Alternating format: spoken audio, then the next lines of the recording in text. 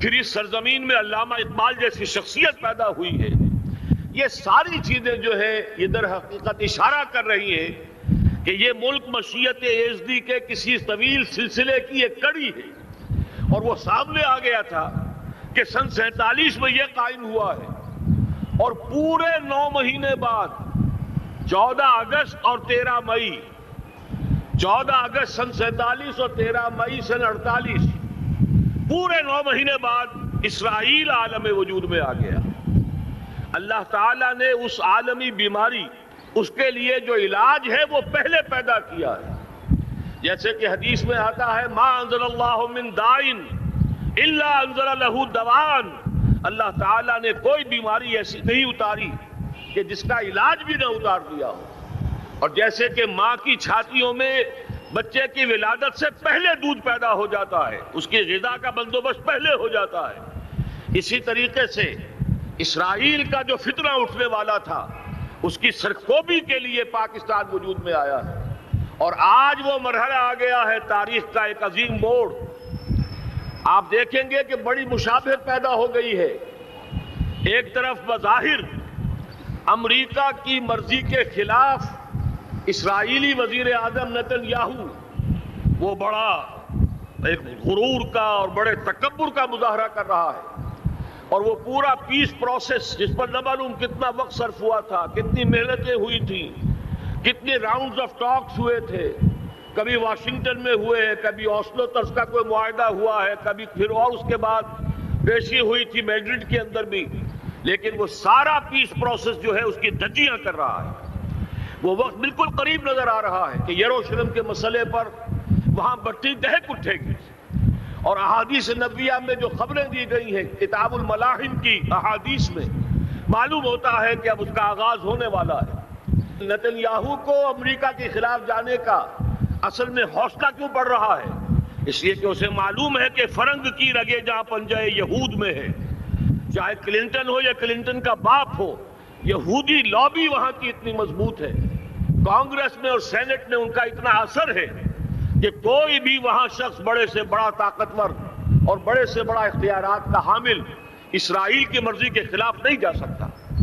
یہی معاملہ یہاں نظر آ رہا ہے. بظاہر تو ناراضگی کا اظہار ہوا ہے لیکن یہ بات اب تو کھلتی چلی جا رہی ہے. حقیقت یہ ہے کہ یہود اور ہنود کا بڑا گہرا لنک قائم ہو چکا ہے اور یہ بھٹیاں اب دونوں طرف دہکیں گی. میں اس سے پہلے بارہا کہہ چکا ہوں ملت اسلامیہ تقریباً 150 کروڑ افراد پر مشتمل ہے، لیکن اس میں سے تقریباً 20 کروڑ عرب ہیں. ان کو اللہ نے خصوصی فضیلت دی تھی. یہ تھے کہ جن کی زبان میں قرآن نازل ہوا. خود محمد عربی صلی اللہ علیہ وسلم عرب تھے، انہیں جو فضیلت عطا کی تھی. لیکن بدقسمتی سے اس دور میں آ کر بھی انہوں نے آزادی حاصل کرنے کے بعد بھی اپنا قبلہ درست نہیں کیا. کسی نے ماسکو کی طرف رخ کیا، کسی نے واشنگٹن کا رخ کیا، اللہ اور اس کے رسول کی طرف رخ نہیں ہوا. واقعہ یہ ہے کہ مجرم ہیں. دوسرے بڑے مجرم 150 کروڑ میں سے 10% یہ 15 کروڑ مسلمان ہیں. حالیہ جو سینسس ہمارا ہوا ہے اس کے بعد اندازہ ہو رہا ہے کہ یہاں کی آبادی 15 کروڑ ہو چکی ہے. 10% امت مسلمہ کا مسلمانان پاکستان ہے. اور یہ اس اعتبار سے کہ اسلام کے نام پر ملک بنا کر نصف صدی گزار چکے، لیکن یہاں پر اسلام کا بول بالا نہیں ہوا، کتاب و سنت کی بالادستی پر اعلان نہیں ہوا. دستور میں ساری اسلامی دفعات موجود، لیکن اس کے ساتھ ہی ایسے خلا موجود، چور دروازے موجود کہ کوئی دفعہ بھی مؤثر نہیں ہے. یہ منافقت کا پلندہ لے کر ہم چل رہے ہیں اس دستور کو، اس دستور مملکت پاکستان کو. لہذا واقعہ یہ ہے کہ یہ بھٹی جو ہے اب ہماری آزمائش کے لیے آگ بعد ابراہیم ہے، نمرود ہے. کیا کسی کو پھر کسی کا امتحان مقصود ہے؟ اس لیے میں نے وہ آیت بھی آپ کو سنائی وَلَنَبْلُوَنَّكُمْ بِشَيْءٍ مِّنَ الْخَوْفِ وَالْجُوعِ.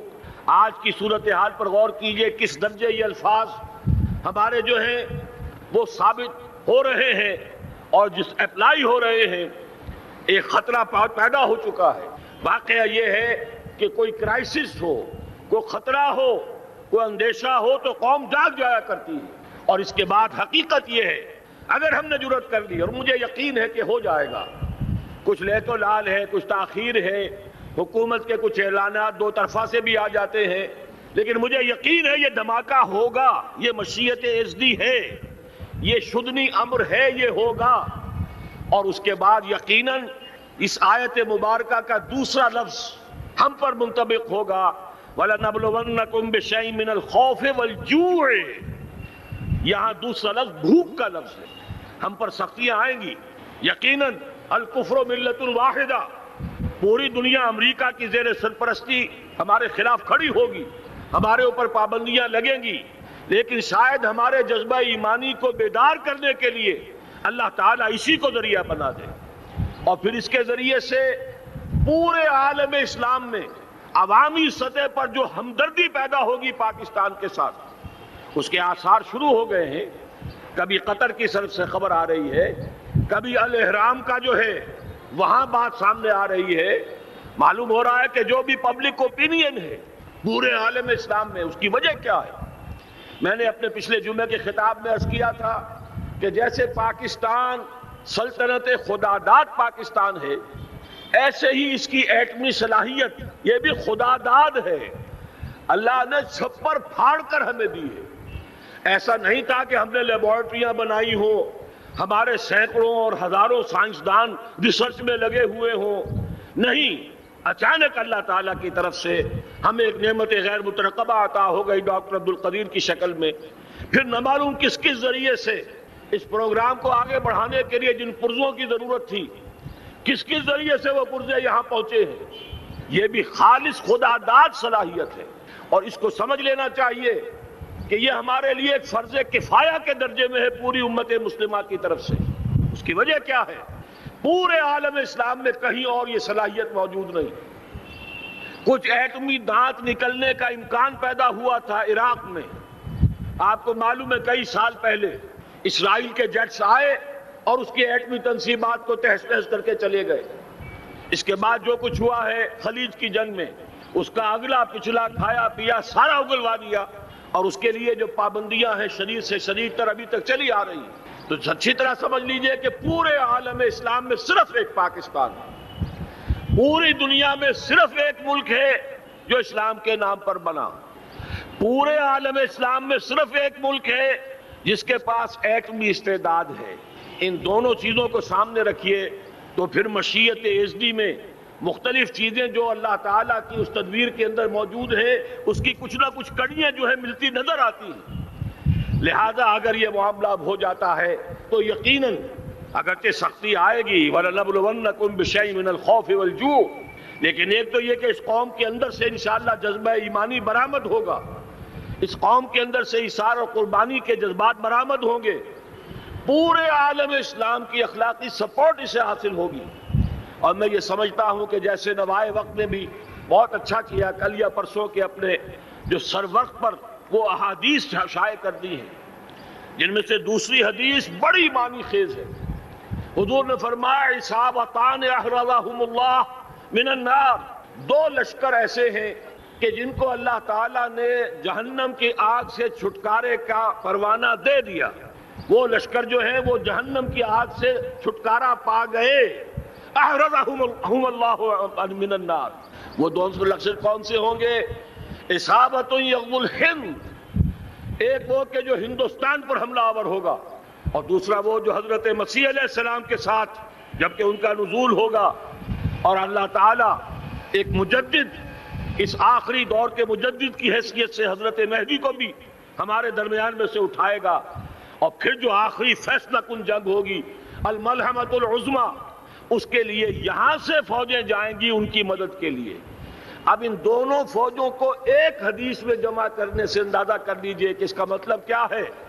یہ علاقہ پاکستان اور اس سے ملحق افغانستان، یہ علاقہ ہے کہ جو اسلام کا گہوارہ پہلے بنے گا، یہاں سے فوجیں جائیں گی، اور دائیں بھی اور بائیں بھی، مشرق میں بھی اور مغرب میں بھی، اور یہیں سے انشاءاللہ تعالی اسلام کا جو عالمی غلبے کا جو وعدہ ہے اللہ کا، کی خبر دی ہے محمد رسول اللہ صلی اللہ علیہ وسلم نے کہ لا يبقى على الارض بیت وبر ولا مدر الا ادخلہ اللہ کلمۃ الاسلام، اس روئے ارضی پر کوئی گھر بچے گا نہ خیمہ بچے گا جس میں اللہ تعالیٰ کلمہ اسلام کو داخل نہ کر دے۔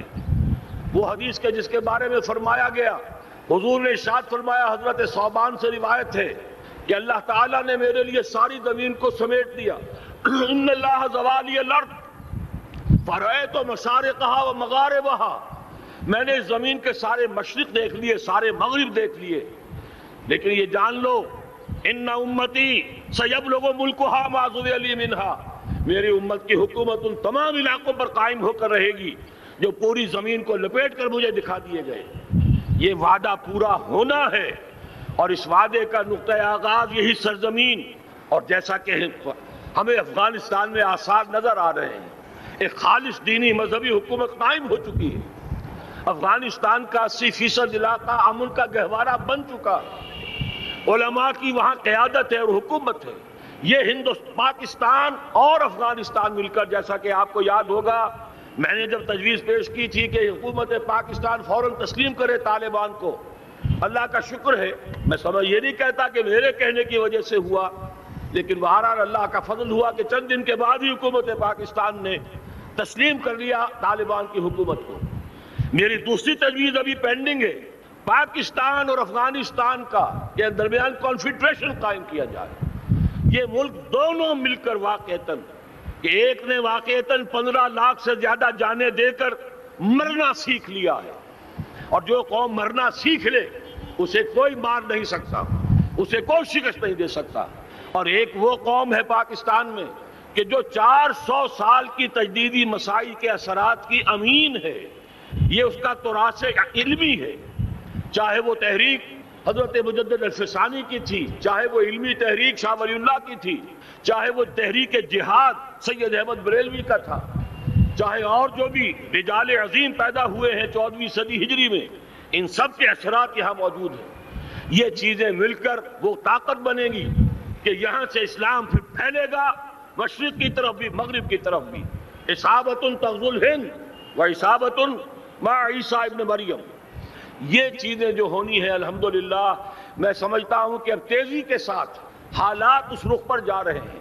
کہیں فرمایا ان ینصرکم اللہ فلا غالب لکم، اگر اللہ تمہاری مدد کرے تو کوئی تم پر غالب نہیں آ سکتا، وہیں یخذلکم، اور اگر خدا نہ خواستہ اللہ تعالیٰ ہی اپنی مدد تم سے کھینچ لے، واپس لے لے، سلب کر لے، ان یخذلکم، تمہیں چھوڑ دے، فمن ذا الذی ینصرکم من بعد، تو پھر کون ہے جو تمہاری مدد کر سکے گا۔ اس مرحلے پر سیاسی جماعتیں اپنے جو ان کا مزاج ہے اس کے مطابق چاہتی ہیں کہ کیپٹلائز کریں، پولیٹیکل مفادات حاصل کریں۔ بہرحال میرے نزدیک ایک کنسنسس ہونا چاہیے، ایک نقطے کا دھماکہ ہونا چاہیے، اور نمبر 2 اللہ اور اس کے رسول کے ساتھ صلح، اور اللہ کی مدد کی ضمانت حاصل کرنے کے لیے کتاب و سنت کی ٹوٹل بالادستی، پورے دستور پاکستان میں کوئی شے اس کے منافی ہو اس کو نکال کر باہر کر دیا جائے، نفاق سے پاک کر دیا جائے۔ جیسے دعا ہے اللہم ربنا طہر قلوبنا من النفاق، اسی طرح دعا مانگیے کہ اللہ ہمارے ملک کے دستور کو نفاق سے پاک کر دے، اور وہ ساری ترامیم جن کا کہ ہم نے ایک مہم بھی چلائی تھی، وہ ترامیم جس کا تقریباً وعدہ کیا تھا نواز شریف صاحب نے، جس کے لیے 2 مرتبہ ایک محفل میں کہا تھا راجہ ظفر الحق صاحب سے کہ راجہ صاحب پھر تیاری کیجئے اور دستور کی ترمیم کو بل تیار کیجئے، لیکن یہ کہ معلوم ہوتا ہے کوئی بڑا ہاتھ ایسا تھا جس نے روک دیا ہے۔ یہی ہاتھ ہے جو آج ہمیں ایٹمی دھماکہ کرنے سے روک رہا ہے۔ ہمیں چاہیے کہ یہ دونوں دھماکے بیک وقت کریں، اور ان دونوں دھماکوں کے بعد پھر چاہے دنیا کی کوئی طاقت ہماری دشمن بن جائے، ہمارے لیے اللہ تعالیٰ کی مدد و نصرت ہوگی۔ وَلَنَبْلُوَنَّكُمْ بِشَيْءٍ مِّنَ الْخَوْفِ وَالْجُوعِ وَنَقْصٍ مِّنَ الْأَمْوَالِ وَالْأَنفُسِ وَالثَّمَرَاتِ وَبَشِّرِ الصَّابِرِينَ الَّذِينَ إِذَا أَصَابَتْهُم مُّصِيبَةٌ قَالُوا إِنَّا لِلَّهِ وَإِنَّا إِلَيْهِ رَاجِعُونَ۔ تو قوم انشاءاللہ تعالی، میں یہ سوچا کرتا تھا قوم مردہ ہے، بے حس ہو چکی ہے، دین سے عام طور پر بیزاری پیدا ہوتی جا رہی ہے، جو ہمارے دینی قیادت ہے اس سے بھی لوگوں کے اندر مایوسی پیدا ہو رہی ہے۔ کیسے ہوگا؟ میں نے بارہا کہا، جب میں یہ شواہد دیکھتا ہوں جو حدیث میں ہے، جس کی خبریں دی گئی ہیں، 400 سال کی تاریخ دیکھتا ہوں، تو مجھے پاکستان کا مستقبل بہت شاندار نظر آتا ہے۔ یہ تو مشیت ایس ٹی میں کسی بہت اہم رول کو پلے کرنے کے لیے قائم ہوا ہے۔ جب میں زمینی حالات کو دیکھتا ہوں تو مایوسی ہوتی ہے، لیکن میں یہ سمجھتا ہوں کہ وہ وقت آ گیا ہے کہ جس میں یہ قوم جھنجھوڑی جائے۔ ایک دفعہ کا یہ جھنجھوڑا جانا انشاءاللہ تعالی ہمارے بہت سے دل اندر دور کر دے گا۔ آخر چینی کیا تھے؟